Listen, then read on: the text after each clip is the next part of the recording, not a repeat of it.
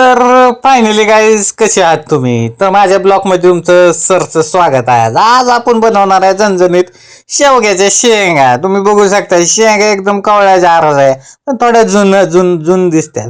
तर आम्ही घेतलं मग फटाफट तेल घेतल्यानंतर लगेच आम्ही मापाने तेल टाकणार आहे. जास्त तेल नाही टाकायचं शेवग्याच्या शेंगाला, याला इंग्लिशमध्ये ड्रमस्टिक म्हणतात. मग आपलं काय कुकरमध्ये तेल वतलं मस्तपैकी आणि मग मस्तपैकी म्हटलं चला गरम होऊन द्या. मग आपलं जिरं टाकलं थोडंसं मस्तपैकी त्याच्यात, आणि वरनं आपलं थोडंसं काय टाकत होती मला बी माहीत नाही, माझी मम्मी. मग त्याच्यानंतर हळद टाकली. ही हळद बघा पडली, बघा लगेच पडते हळद. मग आता आम्ही याच्यात अजून काय टाकणार, आमचा स्पेशल सातारी मसाला तो बी टाकणार आहे. हे बघा, हे सातारी मसाला आमचा स्पेशल. आणि मग त्याच्यानंतर आम्ही टाकणार आहे हे बी सातारा स्पेशल मला दोन आणि थोडंसं मीठ.